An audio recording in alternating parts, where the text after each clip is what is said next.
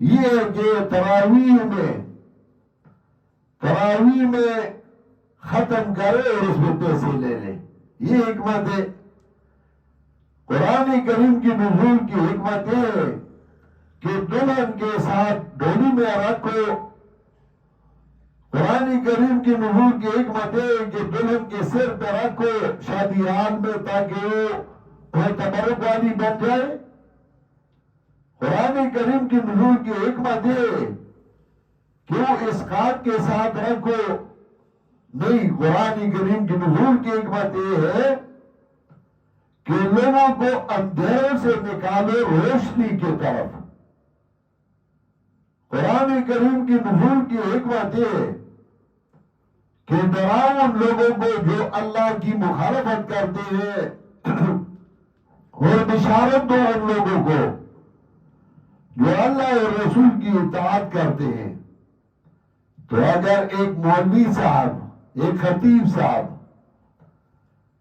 درس دیتا ہے، تقریر کرتا ہے، خطبہ پڑھتا ہے، لوگوں کو ڈرائے نہ ڈرائے شرک سے، بدعات سے، اس نے قرآن کا حق ادا کیا. اگر وہ کہتا ہے کہ میں اتفاق اور اتحاد چاہتا ہوں، میں ان مسائل کو بیان نہیں کرتا جس سے اختلاف پیدا ہو جاتا ہے، اس نے قرآن کا حق ادا کیا. قرآن کا حق یہ ہے کہ ان لوگوں کو ڈرائے جو اللہ اور رسول کی مخالفت کرتے ہیں. ان کو کہہ دے کہ اللہ کے صفات کسی اور میں جاننا یہ شرک ہے. اس شرک کی وجہ سے نکاح ٹوٹتا ہے.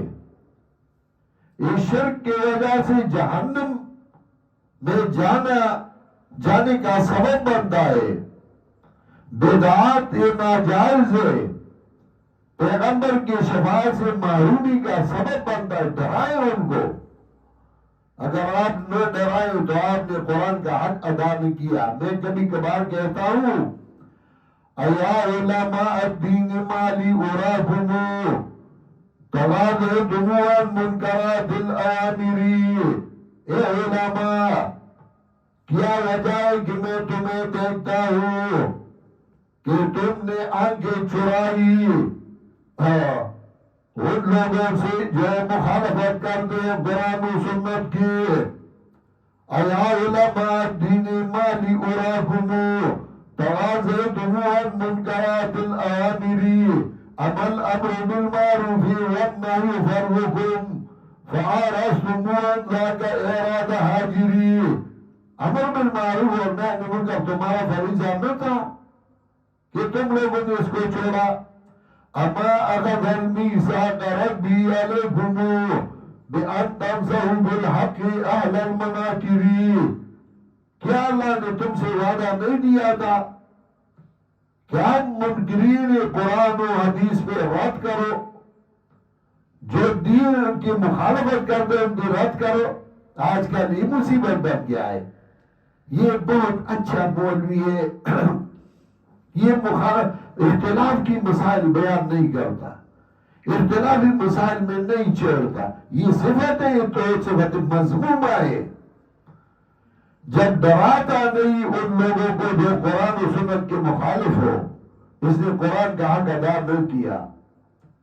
جب تبشیر نہیں دیتا موحدین کو.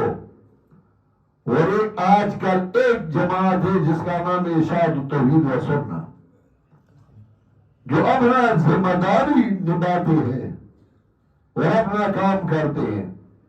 تو آپ سوچے آیت میں اس میں قرآن کریم کے نزول کی حکمت بیان کی ہے. تو مثلا سورہ ابراہیم